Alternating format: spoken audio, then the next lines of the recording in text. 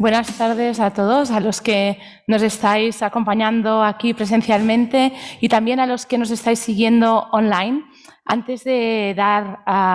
lugar a la apertura, solo recordaros que los que estáis aquí presencialmente pues podéis hacer preguntas en las hojas de papel que tenéis y entonces pues yo se las podré pasar al ponente. Y los que estéis online también, porque aquí tengo este iPad que me va a permitir recibir las preguntas que hagáis y así pues después el gobernador las podrá contestar. Y sin ya más, solo agradeceros pues que estéis aquí y sobre todo pues dar las gracias al gobernador del Banco de España, Pablo Hernández de Cos, que quién mejor que él para abrir esta edición del encuentro del sector bancario para hablar de esta transformación audaz del sector. Y bueno, pues Pablo nos va a contar, ¿no?, qué nos espera, cómo ve el sector y, como siempre, con la mirada larga, como conocemos. Muchas gracias.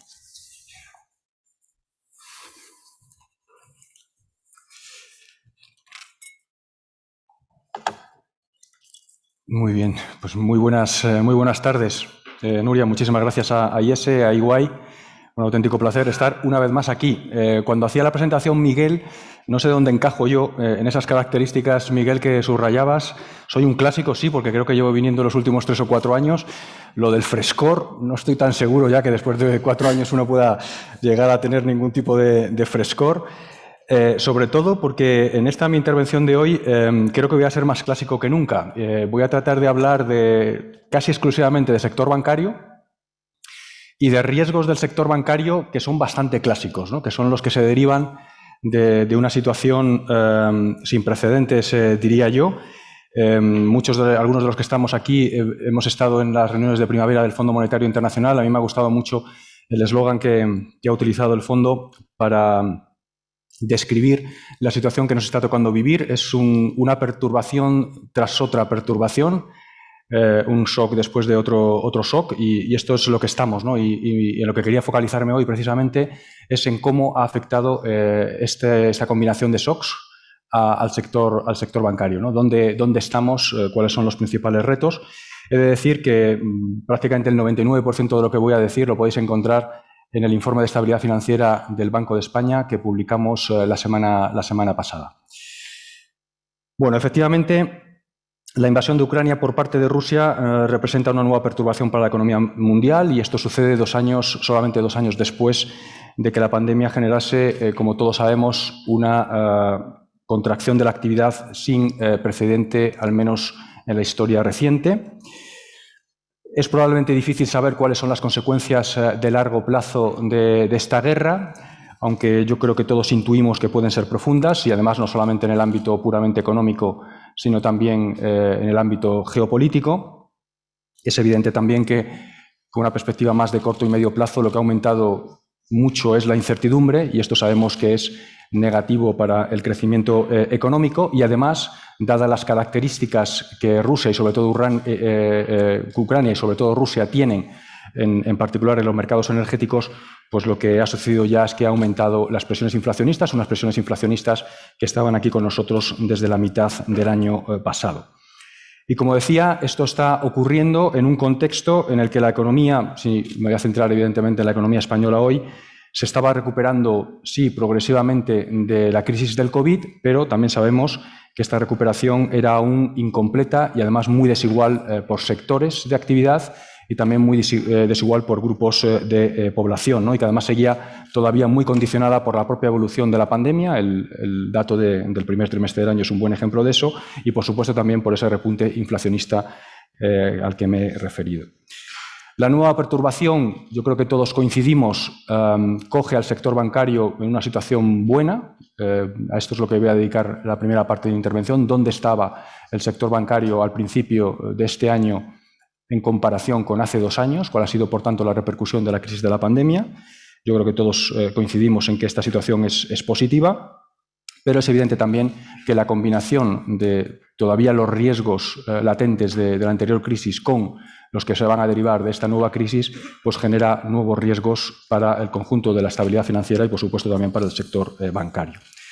Mi presentación, por tanto, va a estar dividida en dos partes esenciales. La primera, como digo, os voy a tratar de describir cómo vemos en el Banco de España la situación del sector bancario en ese momento temporal antes de la guerra de Ucrania, y en el segundo caso, de una manera mucho más prospectiva, pues os voy a tratar también de dar la visión, la que se proporciona en el informe de estabilidad financiera que os subrayaba antes, sobre qué impacto puede tener esta crisis sobre el sector. Para ello, como siempre, voy a tratar de hacer uso de algunas transparencias que yo creo que ayudan a ilustrar y a describir mejor algunos de los puntos que quiero hacer. Sobre el sector bancario y cómo estaba el sector bancario antes de esta nueva perturbación, me vais a permitir que os lo traslade a través de 7 puntos, esencialmente. Y el primero tiene que ver, evidentemente, con la actividad, con el crédito, ¿no?, que es la actividad fundamental que proporciona el sector bancario. Como podéis ver en el gráfico, en el que tenéis la evolución del crédito al sector privado residente, tanto en tasas de variación como en volúmenes. Lo que veis es que tras el fuerte crecimiento que experimentó el crédito en el año 2020, muy apoyado evidentemente por las políticas públicas, en el año 2021 se estaba produciendo una cierta normalización en la evolución del crédito bancario. Y, bueno, en concreto, como sabéis, incluso descendió ligeramente. Los niveles, de hecho, de crédito en miles de millones de euros a finales de 2021 eran muy parecidos a los que se observaron en el año 2017. Y en términos de composición, pues también sabéis que el freno del crédito a sociedades no financieras y empresarios individuales, que de acuerdo con las estimaciones que tenemos en el Banco de España tenía un componente esencialmente de demanda, no de oferta, compensó un comportamiento claramente más expansivo del destinado a los hogares, en particular, como también sabéis, del relativo a la adquisición de vivienda. Me vais a permitir que trate de ilustraros, porque es muy relevante, por supuesto, para ver cuál es la situación, el saneamiento del sector, qué ha pasado con los 3 grandes sectores de la economía, ¿no?, que acaban condicionando, en último término, la evolución del sector bancario. Voy a empezar, en primer lugar, con el sector de empresas no financieras, para luego concentrarme en el sector hogares y, finalmente, también, como no, en el sector público. Lo que tenéis en esta transparencia es el porcentaje de empresas por tramo de endeudamiento y sector de actividad. Están divididos hay 3 años, 19, 20 y 21, y lo que tenéis 3 grupos sectoriales, los más afectados por la crisis en términos de facturación, los moderadamente afectados, que son los que están en el tramo intermedio del gráfico, y los poco afectados. Y básicamente lo que veis es que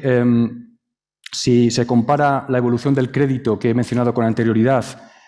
con la recuperación que se ha producido de la facturación en el año 2021,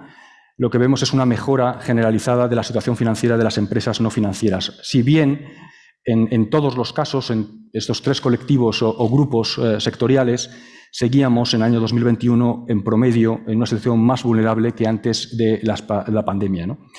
En particular, las ratios medias de endeudamiento y de carga financiera habían empezado a caer en el año 2021. El porcentaje de empresas con un endeudamiento elevado, que es una métrica que utilizamos en el Banco de España porque tenemos evidencia de que, bueno, estos son los que mayores probabilidades de insolvencia tienen, habían disminuido también de manera generalizada, situándose en niveles cercanos a la prepandemia en los sectores menos afectados y moderadamente afectados por la pandemia, pero, sin embargo, en aquellos sectores que estuvieron muy afectados por la pandemia, esa proporción de, como digo, empresas con alto nivel de endeudamiento estaba todavía 7 puntos porcentuales en niveles más altos que antes de la pandemia. Es decir, sí se había producido una mejora generalizada, pero evidentemente con una gran heterogeneidad y, en particular, con sectores más afectados por la pandemia todavía en una situación débil. En este gráfico lo que tenéis es la evolución de la deuda de los hogares, en particular por distintos deciles de renta. Como veréis a lo largo de la presentación, que yo creo que es uno de los grandes valores añadidos del informe de estabilidad financiera del Banco de España, proporcionamos mucha evidencia sobre la heterogeneidad que tan relevante es para luego la evolución macroeconómica. Aquí lo que tenéis es la ratio de deuda bancaria de los hogares sobre sus activos totales por decilas de riqueza. Básicamente lo que ha pasado es ha habido una buena evolución del mercado de trabajo y, por tanto, ha habido una buena evolución de las rentas de los hogares, aunque es verdad que todavía en 2021 la renta bruta disponible de los hogares españoles estaba un 2,8% por debajo de la observada en el año 2019. En paralelo, durante estos 2 años de pandemia se ha producido un incremento muy significativo de la riqueza neta de los hogares, casi un 10%, tanto como consecuencia de la revalorización de los activos financieros, pero sobre todo de los activos inmobiliarios, que sabemos que son el principal activo que está en manos de las familias. Como veis, esas líneas rojas son más bajas que las líneas azules para todas las decilas prácticamente, lo cual quiere decir que ha habido una mejora de la situación financiera de los hogares, pero también, y esto es algo que de nuevo quiero enfatizar, si os fijáis en particular en la decila 1, seguimos observando una gran vulnerabilidad de este grupo de renta. Estamos hablando de ratios de deuda bancaria sobre activos totales superiores al 150%, quiere decir que las deudas de este colectivo superan en un 50% a sus activos, ¿no? Lo cual evidentemente les coloca en una elevada vulnerabilidad. Y, por supuesto, tampoco podemos dejar de mencionar, porque también tiene implicaciones, por supuesto, sobre los costes de financiación de la economía y, eventualmente, sobre el coste de financiación del sector bancario, el mayor deterioro en la situación de los distintos sectores de la economía durante la crisis el que se ha producido, compensando, por supuesto, el de los hogares y las empresas no financieras e indirectamente el del sector bancario, ha sido el que ha tenido el sector público, ¿no? Y aquí, básicamente, lo que tenéis en esta transparencia es la evolución de la ratio de endeudamiento, es la línea roja, y el déficit público, que es la línea azul. La crisis, como podéis comprobar perfectamente, pues tuvo una consecuencia de un incremento de deuda pública de más de 25 puntos de PIB, que se ha comenzado a reducir en el año 2021, pero que todavía sigue siendo claramente mucho más alto del que existía previamente a la crisis, y ya el nivel previo a la crisis era evidentemente elevado. Y en el caso del déficit público, el flujo pues también aumentó de una manera muy significativa. Se ha producido una reducción de casi 3,5 puntos el año pasado, pero el déficit público sigue situándose en el 7%. Y es evidente, es algo un mensaje que el Banco de España lleva diciendo desde hace tiempo, estos elevados niveles de endeudamiento y déficit público implican que la economía española es vulnerable al posible deterioro de las condiciones de financiación y, por supuesto, también esta situación de las finanzas públicas limita el espacio fiscal para reaccionar, para que la política fiscal pueda jugar el papel estabilizador que normalmente se le exige. Bien, con este trasfondo, el segundo punto que quería enfatizar tiene que ver con qué está pasando con la calidad crediticia en el balance de los bancos. Aquí, básicamente, lo que tenéis en este gráfico es la ratio de dudosos y el volumen. Y, básicamente, lo que tenéis es el mensaje fundamental es que el crédito dudoso descendió un 5,4% en el año 2021 y confirma, por tanto, que se ha producido un comportamiento claramente diferencial en esta crisis, en esta variable, dado sobre todo las medidas de política económica que se han aplicado, ¿no?, que han soportado la renta tanto de los hogares como de las empresas no financieras. Y, de hecho, la ratio de dudosos ha seguido cayendo, como podéis comprobar, se situó en el 4,2% en el año 2021, una caída interanual del entorno de 0,2 puntos porcentuales.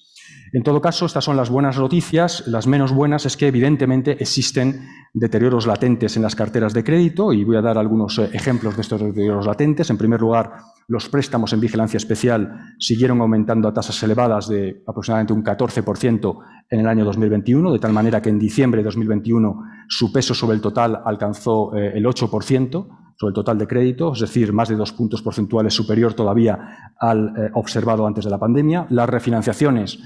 también crecieron a ese entorno del 14%, habían caído un 9% en el año 2020. Se ha concentrado estas refinanciaciones sobre todo en el sector de sociedades no financieras, de tal manera que en este caso, a finales de 2021, las refinanciaciones se situaban en alrededor del 5% del total del crédito vivo, es decir, el mismo porcentaje que tenían antes de la pandemia. Y, como muy relacionado con lo que decía antes en relación con la evolución de hogares y empresas no financieras, es evidente que las mayores señales de deterioro se están observando en los sectores de actividad más afectados por la pandemia. Y déjenme ponerle cifras a esta afirmación. El peso conjunto del crédito dudoso y de los préstamos en vigilancia especial se acerca a casi el 25% en el año 2021 para los sectores más afectados por la pandemia, mientras que en los otros dos sectores, los moderadamente afectados y menos afectados, era de alrededor del 17% y del 15% respectivamente. Y, por supuesto, también hemos visto un deterioro en el caso de la calidad crediticia de los préstamos garantizados por el ICO, aunque es verdad que en el año 2021 a un ritmo menor que el deterioro que habíamos observado en el año 2020. El crédito clasificado en vigilancia especial avalado por el ICO alcanzó el 20% en 2021, es 4 puntos porcentuales superior al que habíamos observado en junio. Su proporción de préstamos dudosos ha llegado hasta el 3,5%, 1,4 puntos porcentuales también superior al de junio. Y hay que tener en cuenta además que un 30% de los préstamos todavía disfruta de un periodo de carencia, con lo cual es probable que veamos deterioros adicionales una vez que estos periodos de carencia finalicen. Tercer aspecto que quería subrayar en relación con la situación del sector bancario antes de la crisis de Ucrania tiene que ver con la rentabilidad. Y en este caso, como se puede comprobar en este gráfico, lo que tenéis en esos rombos a la izquierda es el ROA a diciembre de 2020, a la derecha del todo tenéis ese mismo rombo, pero que lo que indica es la rentabilidad a diciembre de 2021, y todo lo que está entre medias es la descomposición de la variación, ¿no? Se ve una mejora muy sustancial, diría yo, de la rentabilidad sobre activos. Se colocó en alrededor del 0,67% a finales del año pasado, que es superior, por supuesto, al registro negativo que había tenido el sector bancario el año anterior y también al 0,5% observado en el año 2019. Es verdad que fueron los resultados extraordinarios que habían sido negativos en 2020 y positivos en 2021 los que tuvieron un mayor impacto sobre la rentabilidad, pero también, si uno elimina los resultados extraordinarios, el ROA se sitúa en el 0,6%, lo que implica una mejora también de 0,4 puntos porcentuales en relación con el observado en 2020 y solo ligeramente por debajo del observado en el 2019. Es decir, que el sector bancario ha recuperado con relativa facilidad los niveles de rentabilidad previos a la crisis. Como se puede comprobar en el gráfico, es ese bloque verde que está el tercero, empezando por la izquierda. El principal determinante de la mejora en el resultado ordinario fue la reducción de las pérdidas por deterioro, que disminuyeron un 43% respecto a 2020, y su nivel, que se situó en aproximadamente 14.300 millones de euros, se situó en niveles ligeramente inferiores a los 2 años previos a la pandemia. Hay que decir también que la recuperación de los resultados en 2021 fue generalizada en los principales países en los que las entidades españolas desarrollan una actividad internacional significativa. También hay que subrayar que a escala europea se produjo una mejora de la rentabilidad generalizada y que también esta mejora a nivel europeo se debió sobre todo por la reducción de las pérdidas por deterioro, al igual que acabo de señalar para el caso de la economía española. Por componentes, y como se puede comprobar en el gráfico, el margen bruto creció cerca de un 3% en el año 2021, que estuvo impulsado sobre todo por una recuperación muy tímida del margen de intereses y sobre todo por un incremento de las comisiones netas de más del 10%, que compensaron la caída del resultado de operaciones financieras. Hay que decir que, en todo caso, el margen de intereses sigue siendo inferior al observado en el año 2019 para el conjunto del sector y que, como todos ustedes saben, los ingresos por comisiones se han incrementado de una manera muy significativa en los últimos años, si bien el peso que tienen las comisiones sigue siendo inferior al que se observa en otros países europeos, ¿no? Hay que decir también que los datos más recientes que tenemos para una buena parte del sector bancario en el primer trimestre del año 2022 han mantenido esta tendencia positiva a la rentabilidad. También hay que subrayar en paralelo, evidentemente, que todavía en ese primer trimestre el impacto económico de la guerra no se había materializado, ¿no? Y por tanto no pueden servir de ilustración de cuál puede ser el potencial impacto de esta. Cuarto aspecto, eficiencia. Lo que tienen en este gráfico es la eficiencia para los años 19, 20 y 21. Tienen el rango, los percentiles 75 y 25 de la eficiencia de los países europeos. La mediana, que es esa línea negra que está en el intermedio de cada una de las barras, y en los puntos rojos son los que se corresponden con los niveles de eficiencia de la economía española. Pueden observar que la ratio de eficiencia empeoró, es decir, que aumentó ligeramente en 2021, condicionada sobre todo por los gastos de reestructuración extraordinarios que ha habido en varias entidades significativas, aunque también está claramente definido en el gráfico que se mantienen por debajo de sus homólogas europeas. Hay que subrayar que la capacidad operativa del sector bancario español ha convergido claramente a la de los valores medios europeos. Déjenme darle algunas cifras que yo creo que son bastante ilustrativas. En diciembre de 2020, que es el último año en el que hay datos comparables para todo el conjunto del sector bancario europeo, el número de oficinas por 100.000 habitantes en España se situó en alrededor de 47, que es un nivel muy similar, por ejemplo, al que se observa en el sector bancario francés o muy cercano también al italiano, si bien hay que tener en cuenta también que en el caso de la economía española la densidad de población es inferior. Entre 2008 y 2020 se ha producido una reducción de oficinas del 50%. La reducción del empleo ha sido algo inferior, pero en cualquier caso también muy significativa, alrededor del 40% del empleo en el conjunto del sector. Estos descensos son los más elevados entre los principales países europeos y yo creo que subrayan el esfuerzo en la mejora de eficiencia que está haciendo el sector en los últimos ya largos años.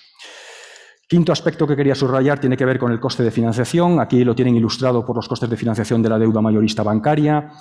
Tienen coste de la deuda mayorista, el Euribor a 3 meses, también el tipo libre de riesgo y esa línea verde, que es básicamente el diferencial entre el coste de la deuda mayorista y el OIS, el coste de riesgo, por tanto, que el mercado percibe en el sector bancario.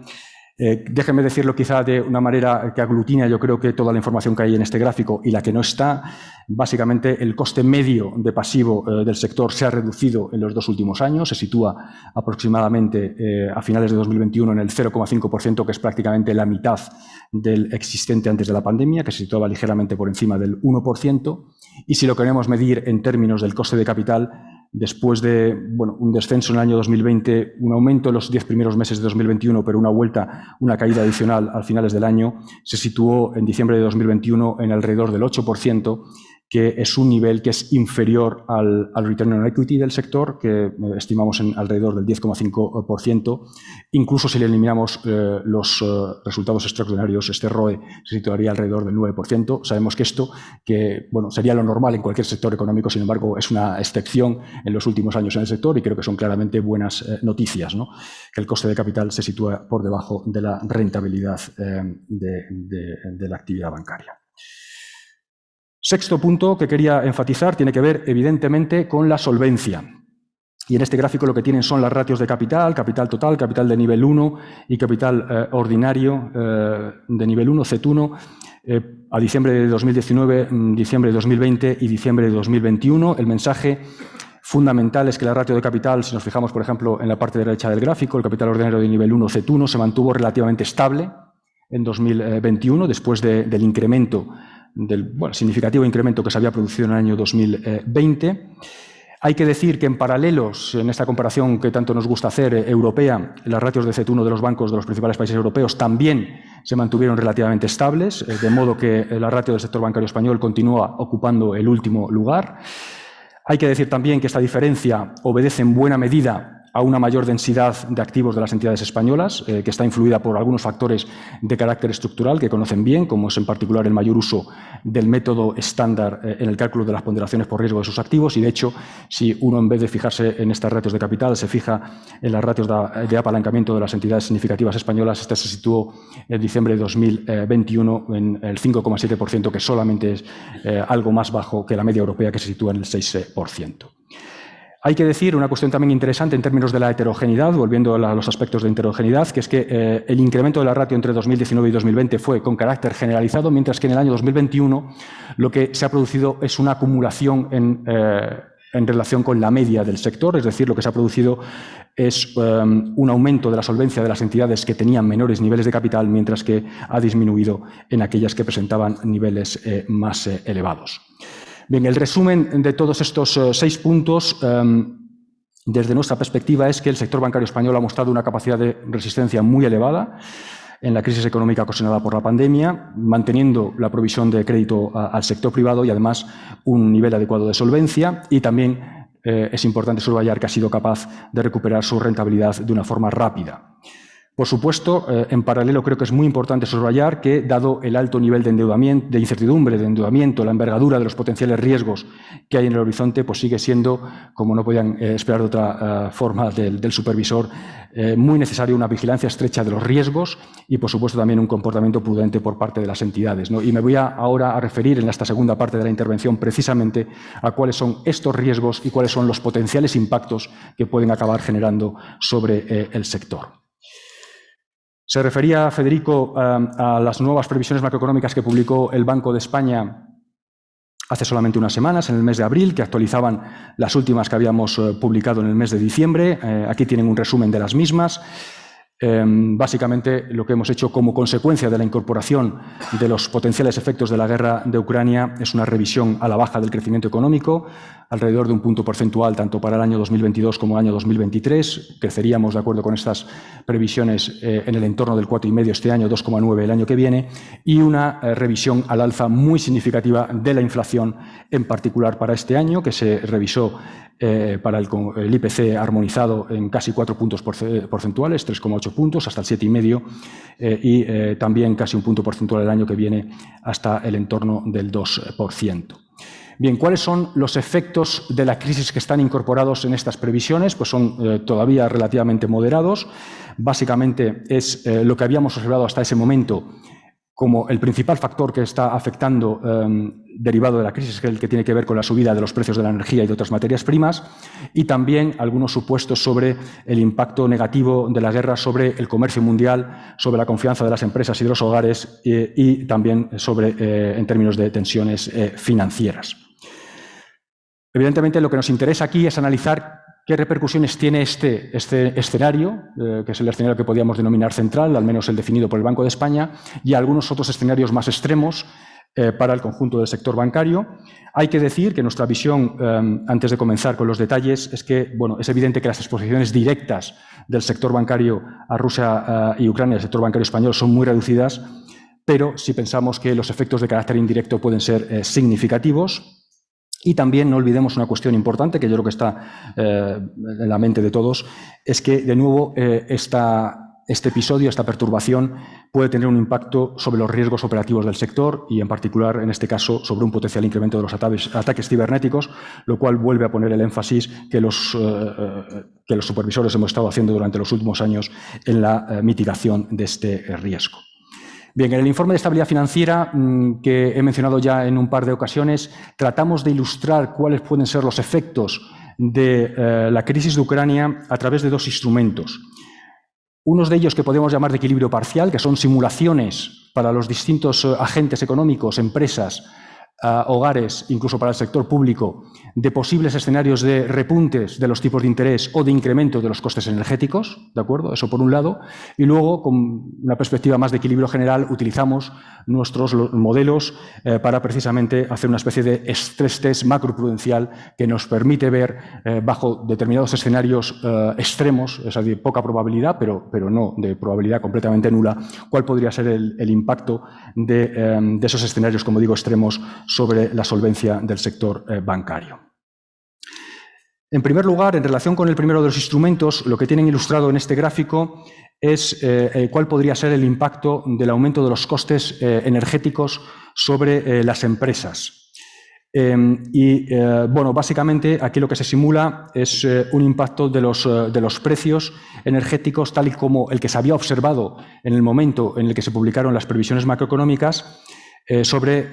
digamos, la fragilidad financiera de las empresas, qué porcentaje de empresas dentro de cada uno de los sectores, con esa heterogeneidad que tan relevante nos parece, cómo aumenta derivado de esa perturbación. Aquí lo que tienen son los sectores más afectados. Es interesante, yo creo, observar que los efectos no se concentran solamente en lo que uno podría pensar a priori, y es que, evidentemente, aquellos sectores que son muy intensivos energéticamente, son muy dependientes de la energía en su proceso productivo, evidentemente deberían ser los más afectados por un incremento de los precios de la energía. Pero lo interesante del ejercicio es que aquí se combina cuál era la situación inicial antes del shock con la perturbación generada por el incremento de los precios energéticos, de tal manera que el resultado final depende no solamente de esa dependencia energética, sino que también depende de cuál es la posición de partida. De tal manera que algunos sectores que uno a priori no tiene en el radar,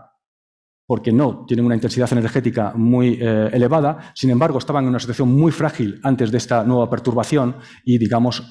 esta perturbación las coloca en una situación de dificultad, ¿no? Y como ven, pues las diferencias en términos sectoriales son muy significativas. Tienen, por ejemplo, la pesca y la acuicultura con incrementos de los pesos de la vulnerabilidad, el porcentaje de empresas vulnerables de casi 9 puntos porcentuales en el lado de la izquierda, mientras que en el sector de las telecomunicaciones esos porcentajes son solo ligeramente de 2 puntos porcentuales.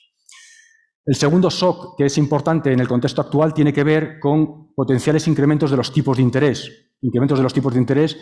que, de nuevo, lo que hacemos son dos escenarios. Uno, tratar de simular cuáles son los impactos de los que ya hemos observado. Las previsiones macroeconómicas del Banco de España se realizan normalmente con las expectativas que en ese momento tiene el mercado de aumentos o de variaciones de los tipos de interés hacia futuro. Y luego, sobre ese escenario, digamos, central, lo que hacemos son algunas simulaciones en los que tratamos de ver la sensibilidad a incrementos adicionales de los tipos de interés. Como se pueden imaginar, un eventual aumento de los tipos de interés aumenta el porcentaje de empresas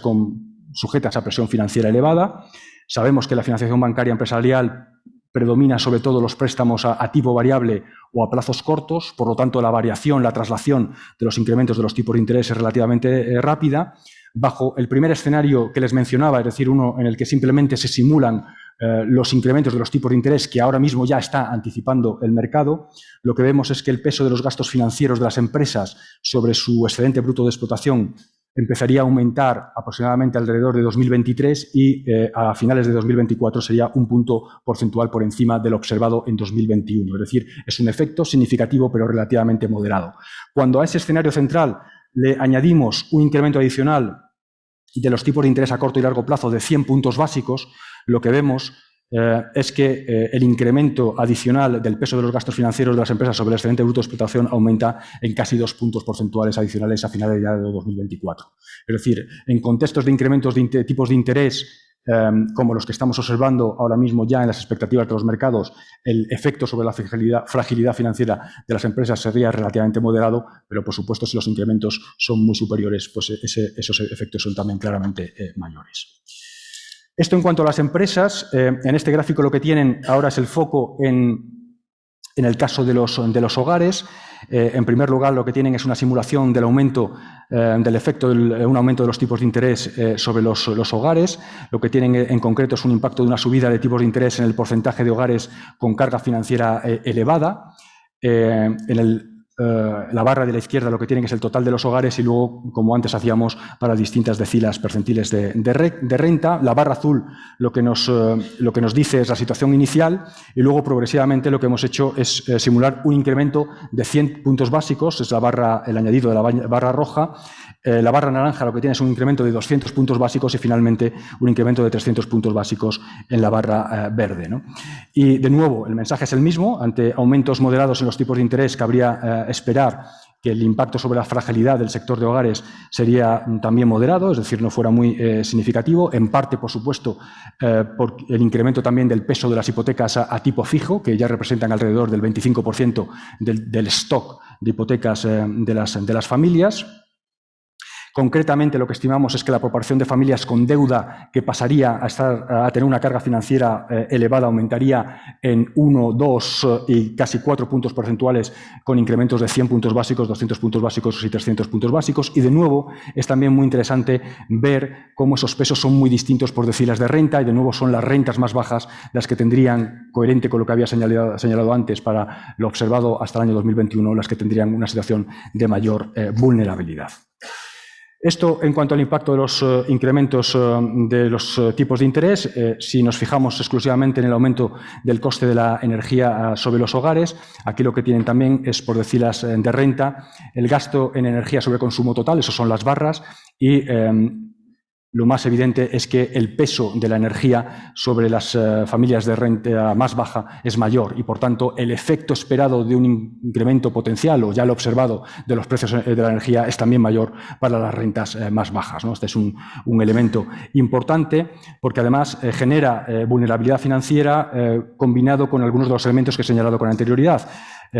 porque sabemos que afrontan ya en su nivel de partida una carga financiera más elevada, y también porque sabemos que los niveles de ahorro que tienen estas familias para utilizar como colchones, como buffers, son claramente mucho más reducidos, ¿no? Y durante esta crisis hemos estado enfatizando en muchos casos que las familias españolas han ahorrado unos porcentajes no desdeñables de casi 7 puntos porcentuales de PIB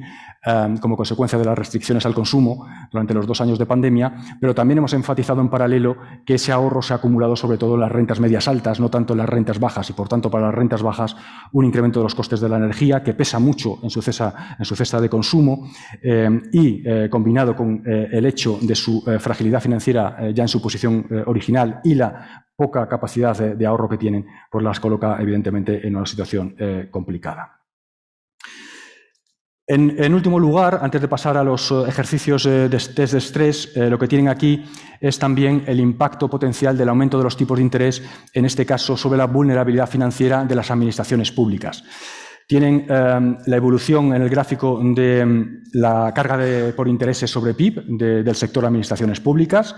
Ven el aumento que se produjo sobre todo en la crisis financiera global, desde aproximadamente un 1,5% hasta casi 3,5 puntos porcentuales, como consecuencia tanto del incremento de los tipos de interés que se produjo entonces, como también, por supuesto, del endeudamiento. Y luego, con posterioridad, aunque el endeudamiento se ha mantenido relativamente estable hasta los nuevos incrementos que se han producido como consecuencia de la pandemia, sin embargo, la reducción de los tipos de interés lo que ha provocado es una caída muy significativa, evidentemente, de la carga financiera. Lo que tienen en el lado derecho, de nuevo, son distintos ejercicios de simulación en los que básicamente el mensaje fundamental es que, de nuevo, si los incrementos de tipos de interés que se producen son los que ahora mismo está esperando el mercado, la carga financiera se mantiene prácticamente estable. ¿De acuerdo? No se produce un incremento de la carga financiera del porcentaje del PIB del sector de administraciones públicas.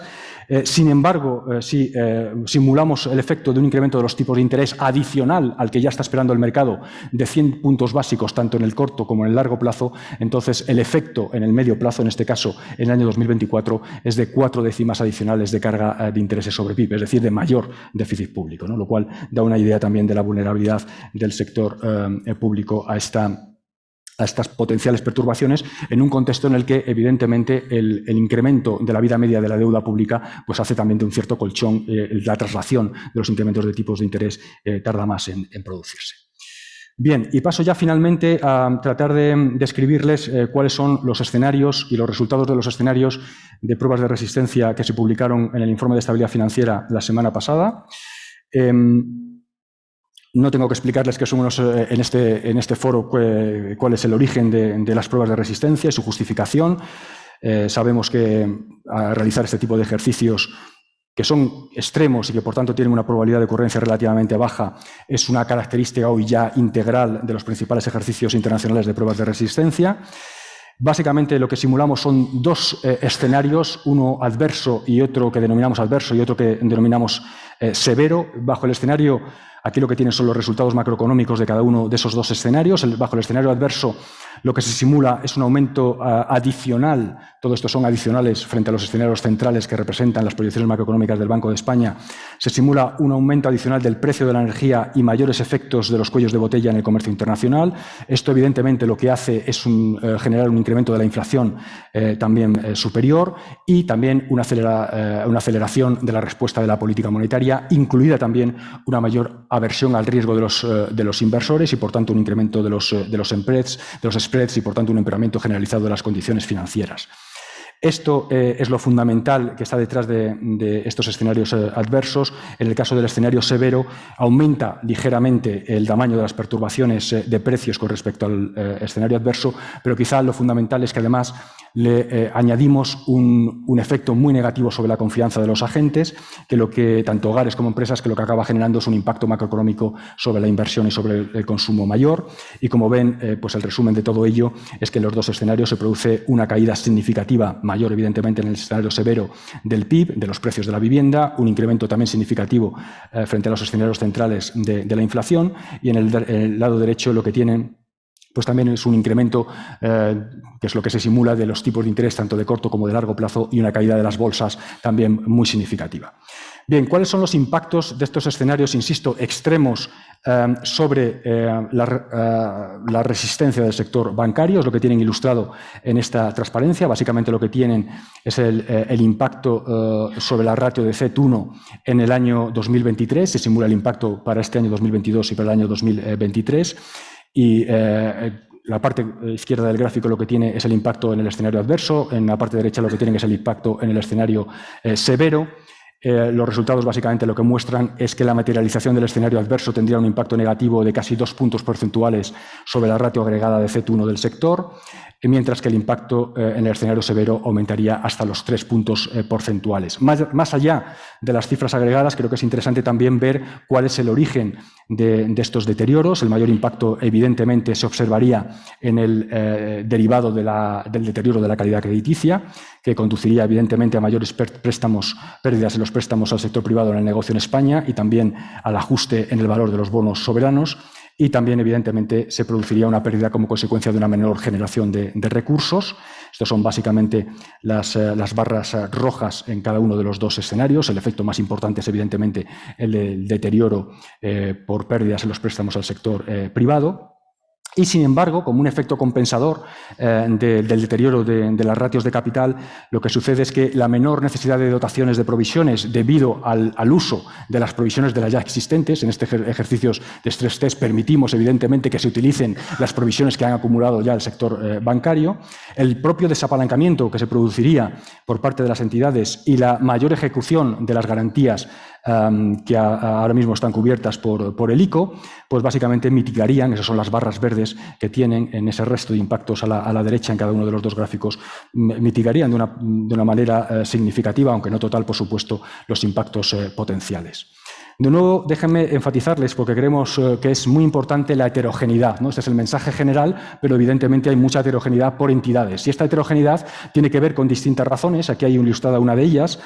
Básicamente, la heterogeneidad en los impactos por entidades tiene que ver con una distinta composición de las carteras de crédito al sector privado, también con unas distintas exposiciones soberanas, con la distinta presencia internacional. He de decirle que en esas simulaciones macroeconómicas que solamente he descrito para la economía española también se simulan efectos negativos sobre las economías internacionales en las cuales los bancos españoles tienen exposiciones para dar coherencia, evidentemente, al conjunto del ejercicio. Y también, por supuesto, depende del grado de cobertura del programa de avales de ICO dentro del balance bancario de cada una de las entidades, que, como sabemos, es también distinto. Bien, en este gráfico básicamente lo que se ilustra es el primero de estos factores, ¿no? La importancia, que es muy importante en la determinación de la heterogeneidad, de los distintos pesos que tienen las carteras de préstamos a sociedades no financieras y empresarios individuales en el impacto, digo, en función del tamaño de las empresas, de su situación inicial y de su sector, por tanto, de actividad, ¿no? Esto es el principal determinante de la heterogeneidad, tiene que ver con este factor. También hay que decir que tiene que ver con el peso de los préstamos a personas físicas, dado que, evidentemente, este es el peso, como sabemos, con carácter general para los bancos españoles es muy importante y suele ser este segmento menos sensible a las perturbaciones, ¿no? Las probabilities of default son más bajas que en el resto y, por tanto, aquellos que tienen más peso de este segmento se ven menos afectados por este tipo de perturbaciones. En este gráfico lo que tienen es la heterogeneidad generada por los efectos de otras dos dimensiones que también son muy importantes, dadas las características de las simulaciones que se están realizando, que estamos en particular aumentando los tipos de interés, pues se producen también pérdidas soberanas, ¿no? en las exposiciones soberanas de las entidades, y aquí las diferencias vienen explicadas entre entidades por factores como la composición geográfica, es decir, los incrementos de los spreads no son los mismos en las distintas jurisdicciones en que se están simulando, en las estructuras de vencimiento, por supuesto, de esas exposiciones soberanas, y también, como no, de la clasificación contable de las exposiciones. Y en el gráfico de la derecha tienen al mismo tiempo un aspecto que me parece interesante subrayar, que en este caso es un factor mitigante de los efectos negativos anteriores, que tiene que ver con el margen de intereses, ¿no? La subida de los tipos de interés que estamos simulando en los escenarios afecta positivamente al margen unitario de los préstamos al sector privado y también hace, evidentemente, más rentable la inversión en valores de renta fija. mientras que, en sentido contrario, el coste de la financiación en depósitos reacciona aumentando, pero de una manera más moderada, ¿no? Eso es lo que esperamos, al menos, en un contexto de estas características, ¿no? Y el resultado de todo ello es que la dispersión de los resultados entre entidades para el escenario adverso y severo, que son los que se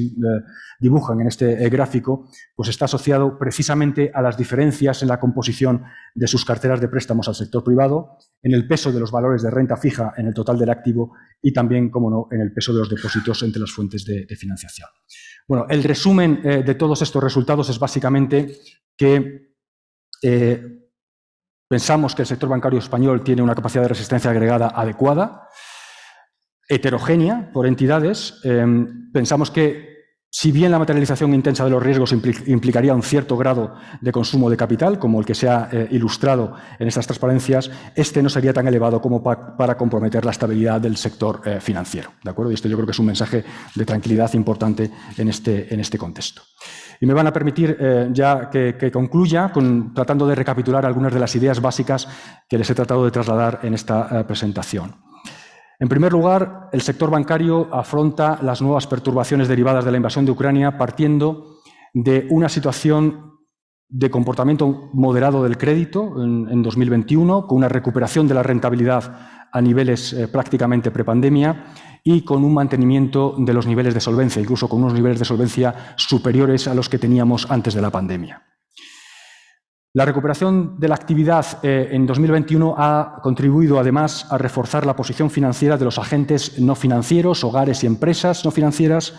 aunque, esto es muy importante, todavía hay segmentos y sectores con una situación claramente más vulnerable que la de antes de la pandemia.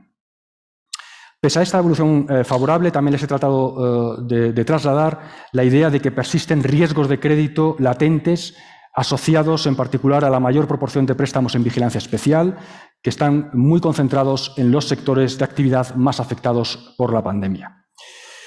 En cuanto al posible impacto de la guerra de Ucrania, las exposiciones crediticias directas a Rusia de los intermediarios financieros en España son muy reducidas.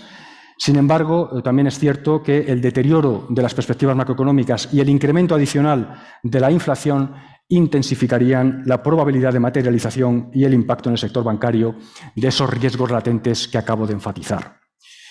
En esta coyuntura, repito, los ejercicios de simulación realizados por el Banco de España muestran que en torno a los escenarios de proyección, las subidas de los precios de la energía y el endurecimiento de las condiciones de financiación tendrían un impacto heterogéneo, subrayo, heterogéneo, en la situación financiera de hogares y empresas, contenido en términos agregados, pero más severo en los grupos más vulnerables por su endeudamiento,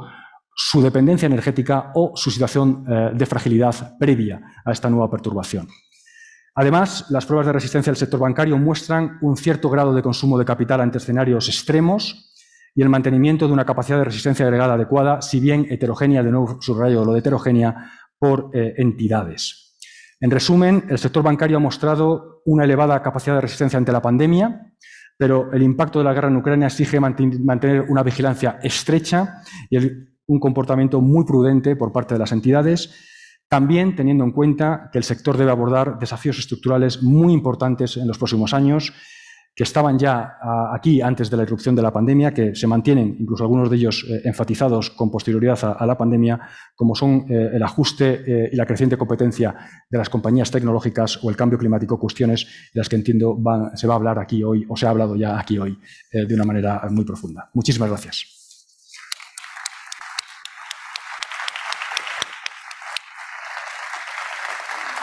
Muchas gracias, gobernador. Por todos los que conozcan el informe de estabilidad financiera habrán visto que es un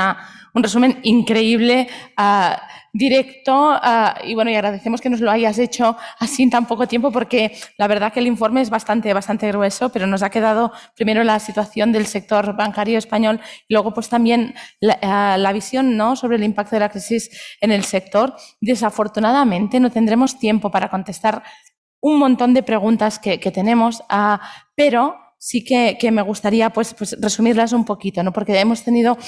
preguntas que yo diría se pueden juntar en dos grandes temas. El primero tiene que ver mucho pues, con los retos en el sector, como ya has indicado al final, ¿no? Es un sector pues, que ha tenido mucha capacidad de resistencia en la crisis, pero ciertamente tiene unos retos importantes en el modelo de negocio, sobre todo de cara a los cambios estructurales, y en este sentido se han referido la mayor parte de las preguntas. ¿No? Teníamos muchas preguntas sobre el impacto del euro digital y los CBDCs en el modelo de negocio bancario, y también muchas que hacían referencia a cómo afectaría el aumento de tipos en el sector bancario, pero lo vamos a dejar aquí porque seguramente tendremos más posibilidades durante el resto de la sesión para poder contestar a estas preguntas y tener un poco de idea general. Muchas gracias por tu presentación. Muchas gracias. Gracias.